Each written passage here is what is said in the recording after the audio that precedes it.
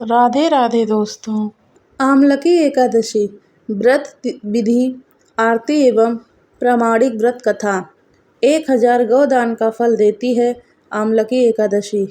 अथ फागुन शुक्ल एकादशी व्रत कथा। मानधाता बोले कि हे वशिष्ठ जी, यदि आप मुझ पर कृपा करें तो किसी ऐसे व्रत की कथा कहिए जिससे मेरा कल्याण हो। महर्षि वशिष्ठ बोले कि हे राजन, सब व्रतों से उत्तम और अंत में मोक्ष देने वाले आमलकी एकादशी के व्रत का मैं वर्णन करता हूँ। यह एकादशी फागुन माह के शुक्ल पक्ष में होती है। इस व्रत के करने से समस्त पाप नष्ट हो जाते हैं। इस व्रत का फल 1000 गौदान के फल के बराबर होता है। अब मैं आपसे एक पौराणिक कथा कहता हूँ, आप ध्यानपूर्वक सुनिए। एक वैदिश नाम का नगर था जिसमें ब्राह्मण, क्षत्रिय, वैश्य और शूद्र चारों वर्ण आनंद सहित रहते थे। उस नगर में सदैव वेद ध्वनि गूंजा करती थी तथा पापी, दुराचारी तथा नास्तिक उस नगर में कोई नहीं था। उस नगर में चैत्ररथ नाम का चंद्रवंशी राजा राज करता था। वह अत्यंत विद्वान तथा धर्मी था। उस नगर में कोई भी व्यक्ति दरिद्र व कंजूस नहीं था। सभी नगरवासी विष्णु भक्त थे और आबाल वृद्ध, स्त्री पुरुष एकादशी का व्रत किया करते थे। एक समय फागुन मास के शुक्ल पक्ष की आमलकी एकादशी आई। उस दिन राजा, प्रजा तथा बाल वृद्ध सबने हर्षपूर्वक व्रत किया। राजा अपनी प्रजा के साथ मंदिर में जाकर पूर्ण कुंभ स्थापित करके धूप, दीप, नैवेद्य, पंचरत्न आदि से धात्री आमले का पूजन करने लगे और इस प्रकार स्तुति करने लगे। एकादशी जी की आरती। हे धात्री, तुम ब्रह्मा स्वरूप हो। तुम ब्रह्मा जी द्वारा उत्पन्न हुए हो और समस्त पापों का नाश करने वाले हो। तुमको नमस्कार है। अर्घ्य स्वीकार करो। तुम श्री रामचंद्र जी द्वारा सम्मानित हो। मैं आपकी प्रार्थना करता हूँ, अतः आप मेरे समस्त पापों का नाश करो। उस मंदिर में सब ने रात्रि को जागरण किया। रात के समय वहाँ एक बहलिया आया जो अत्यंत पापी और दुराचारी था। वह अपने कुटुंब का पालन जीव हत्या करके किया करता था।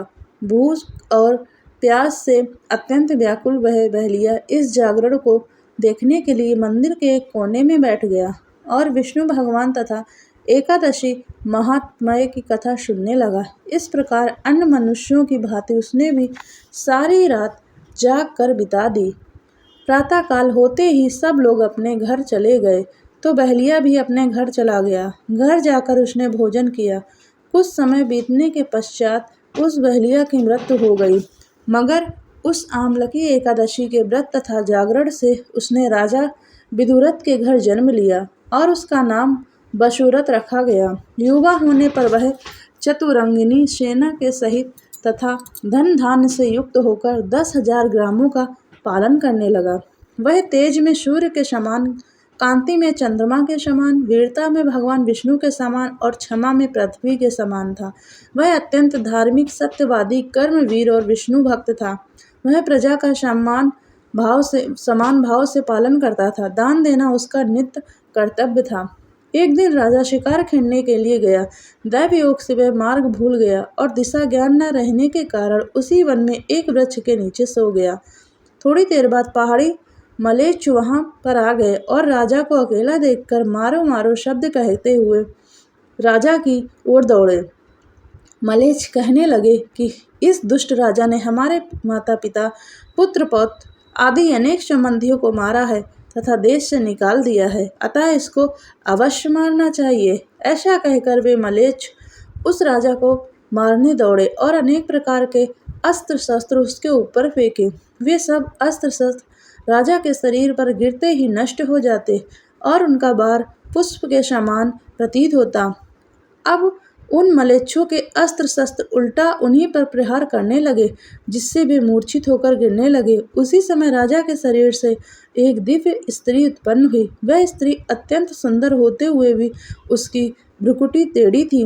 उसकी आंखों से लाल लाल अग्नि निकल रही थी, जिससे वह दूसरे काल के समान प्रतीत होती थी।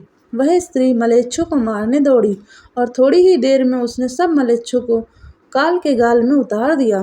जब राजा सोकर उठा तो उसने मलेच्छु को मरा हुआ देखकर कहा, इन शत्रुओं को किसने मारा है? इस वन में मेरा कौन हितैषी रहता है? वह ऐसा विचार कर ही रहा था कि आकाशवाणी हुई, हे राजा, इस संसार में विष्णु भगवान के अतिरिक्त कौन तेरी सहायता कर सकता है? इस आकाशवाणी को सुनकर राजा अपने राज्य में आ गया और सुखपूर्वक राज करने लगा। महर्षि वशिष्ठ बोले कि हे राजन, यह आम्लकी एकादशी के व्रत का प्रभाव था। जो मनुष्य इस आम्लकी एकादशी का व्रत करते हैं वे प्रत्येक कार्य में सफल होते हैं और अंत में विष्णुलोक को जाते हैं। Thanks for watching.